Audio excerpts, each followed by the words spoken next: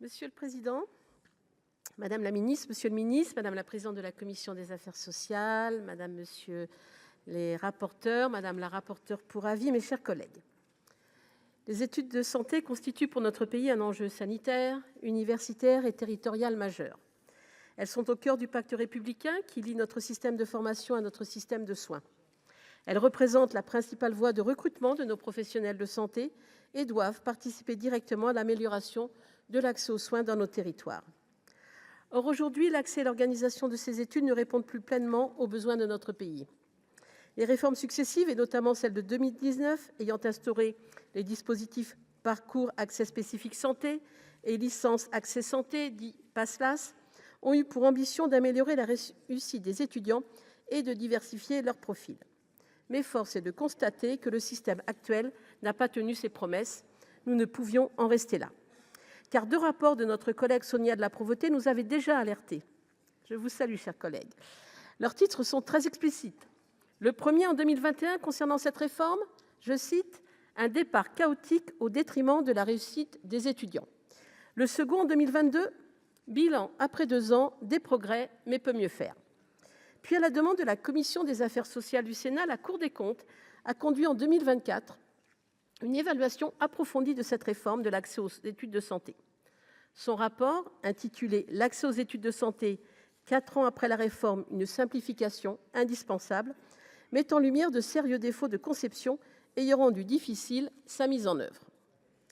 Certes, les modalités de détermination des effectifs à former ont évolué, permettant une augmentation globale du nombre d'admis. Mais comme le souligne la Cour, cette hausse ne garantit pas la réponse aux besoins de santé dans nos territoires. Le bilan de la réforme est mitigé, en particulier en raison de l'échec de la diversification des profils et des fortes disparités entre universités. Le TULAS a même été inventé. C'est à la lumière de ces constats que la commission des affaires sociales a décidé de poursuivre le travail d'évaluation. Des auditions nombreuses ont été conduites auprès des universités, des étudiants, des praticiens et de représentants institutionnels.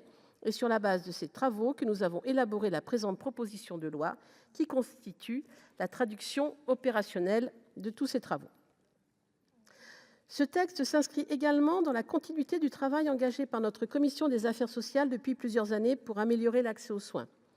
Je veux ici rappeler la proposition de loi de notre collègue et président de la commission, Philippe Mouiller, adoptée au Sénat en juin 2025, visant à améliorer l'accès aux soins dans les territoires.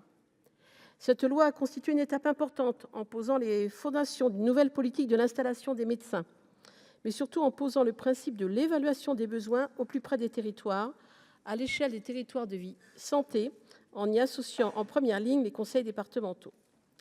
La proposition de loi que nous examinons aujourd'hui en est le complément naturel. Elle agit en amont sur la formation et l'accès aux études de santé afin d'assurer demain une amélioration du nombre de soignants sur l'ensemble du territoire. C'est donc un travail mené avec constance et cohérence par le Sénat qui nous permet d'aborder aujourd'hui ce sujet. Et je tiens à saluer le travail des rapporteurs de ce texte, Khalifé Khalifé et Véronique Guillotin, et le travail constant de la rapporteure pour avis, Sonia de La Provôté. Les constats sont connus et largement partagés. Une grande disparité d'un territoire universitaire à l'autre, une lisibilité défaillante pour les étudiants et les familles, et une diversification sociale et géographique du recrutement encore insuffisante.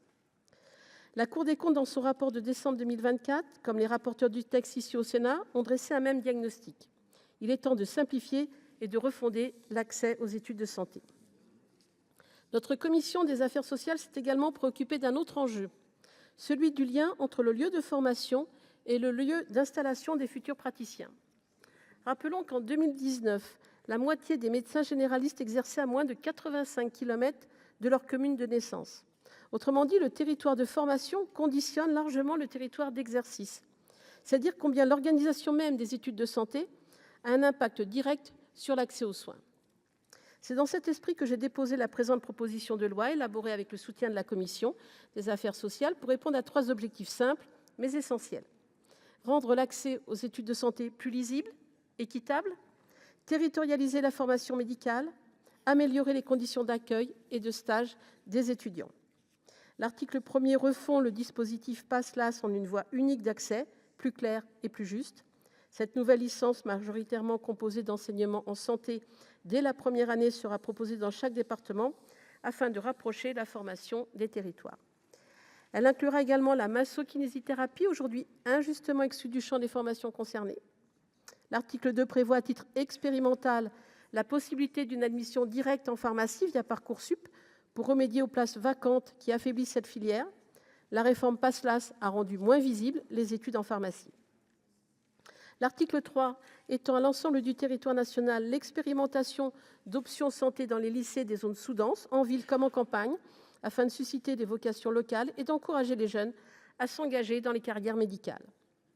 L'article 4 fixe un objectif clair. Les 2/3 des internes devront, à la suite de l'examen classant qui restera national, effectuer leur 3e cycle dans la région où ils ont validé leur 2e cycle. C'est un levier puissant pour fidéliser les futurs médecins à leur territoire de formation et mieux répondre aux besoins de santé locaux. L'article 5 crée 4 statuts homogènes de maîtres de stage pour toutes les disciplines de santé, médecine, odontologie, pharmacie et maïeutique, avec une formation obligatoire et une juste rémunération. C'est une reconnaissance attendue pour ces praticiens, acteurs essentiels de la qualité des formations. L'article 6 assure la réussite de la réforme de la 4e année de médecine générale. Il permet, à titre transitoire, d'élargir les lieux de stage en garantissant un encadrement de qualité jusqu'à la rentrée universitaire 2031. Madame la ministre, monsieur le ministre, j'ai bien noté le lancement de la concertation aujourd'hui, concertation nationale, que vous avez lancée ce jour pour un modèle simplifié, lisible et équitable de l'accès aux études de santé. Nous partageons donc le même objectif, compris sur sa date d'application. Ce serait dommage de perdre du temps. Mes chers collègues, cette proposition de loi ne prétend pas tout résoudre, mais elle apporte des réponses concrètes, équilibrées et opérationnelles à des difficultés que nous avons toutes et tous constatées sur le terrain. Elle repose sur une conviction simple: former mieux, c'est soigner mieux, et former partout, c'est soigner partout. En votant ce texte, nous affirmons notre volonté commune de donner aux étudiants les moyens de réussir et aux territoires les professionnels de santé dont ils ont besoin. Je tiens à remercier les nombreux collègues qui ont signé cette proposition de loi présentée par le groupe Les Républicains. Ce texte s'inscrit dans la continuité du travail rigoureux conduit par notre groupe et, de manière générale, du travail mené ici au Sénat. Évaluation, concertation et action, mesdames et messieurs les ministres. Il vise à apporter des réponses pragmatiques et équilibrées à des difficultés identifiées depuis plusieurs années. Je tiens enfin à saluer le travail de nos rapporteurs, dont les propositions ont permis d'enrichir et de consolider ce texte, ajustant certaines dates d'application pour garantir la faisabilité de la réforme. Je souscris pleinement à la version issue de leurs travaux, qui conserve l'esprit et les objectifs initiaux du texte, tout en renforçant sa crédibilité et sa mise en œuvre concrète. Ces mesures de bon sens renforcent la portée de cette réforme qu'il faut faire sans attendre. Je vous remercie.